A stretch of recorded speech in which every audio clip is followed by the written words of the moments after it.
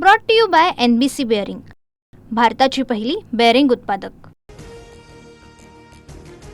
Russia कोणत्याही दबावाशिवाय भारताला तेल निर्यात करत राहणार, ट्रम्प यांचा विरोध झुगारत व्लादिमीर पुतीन यांची ग्वाही। मोदींसोबत व्यापार, संरक्षण, ऊर्जा क्षेत्रातील महत्त्वाच्या करारांवर चर्चा। भारत आणि रशियामधील मैत्री ध्रुवत आल्यासारखी, पुतीन यांच्या भारत दौऱ्यामध्ये मोदींचं विधान। रशियन नागरिकांना 30 दिवसांचा निःशुल्क टुरिस्ट व्हिसा मिळणार, तर भारत आणि रशिया मिळून ब्रेन ट्यूमरवर औषध बनवणार। वांद्र्यानंतर वरळीमध्ये भाजप ठाकरे सेनेमध्ये कामगार युनियनवरून राडा। सेंट रेजिस हॉटेलमध्ये पोलिसांकडून कार्यकर्त्यांना रोखण्याचा प्रयत्न, हॉटेलमध्ये नियमबाह्य पद्धतीने संघटना नोंद झाल्याचा आरोप। युनियन काढण्याचा सर्वांना अधिकार, पण राडा करू नये, वरळीतील राड्यावर मुख्यमंत्री देवेंद्र फडणवीसांचा सल्ला।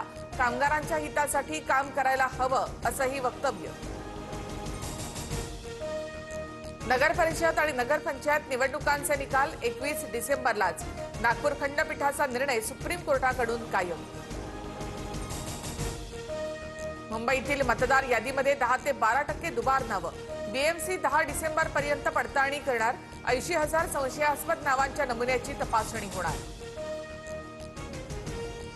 भाजप देवाभाऊमय आहेच, पण राज्यातील इतर पक्ष सुद्धा फडणवीसांच्या इशाराने चालतात, मंगलप्रभात लोढांचं खळबळजनक वक्तव्य। निवडणुकीनंतर सगळं विसरायचं असतं, कल्याण डोंबिवलीमधील काही प्रवेशांबाबत आक्षेप घेतला, याबाबत वरिष्ठ मंडळी चर्चा करून निर्णय घेतील, रवींद्र चव्हाण यांची माहिती। महायुतीमधला संघर्ष मिटला पाहिजे, एकदा मनं दुभंगली तर एक होणं अवघड, संजय शिरसाट यांचं विधान। महायुतीमध्ये मतभेद आहेत, मात्र मनभेद नाहीत, आम्ही एकत्र बसून सर्व ठिकाणी चर्चा करू, चंद्रशेखर बावनकुळे यांची प्रतिक्रिया।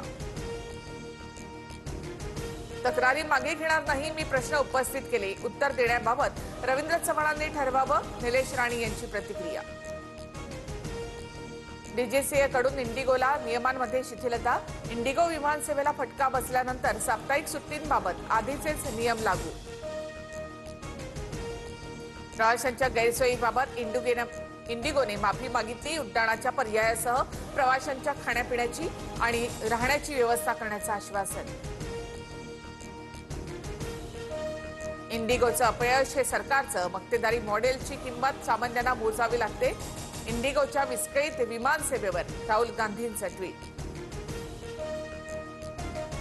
मोदी सरकारची मुंबईकरांसाठी खास भेट, उरण ते नेरूळ बेलापूर मार्गासाठी अतिरिक्त लोकल सेवा सुरू, फडणवीसांनी ट्विट करत मोदींचे आभार मानले।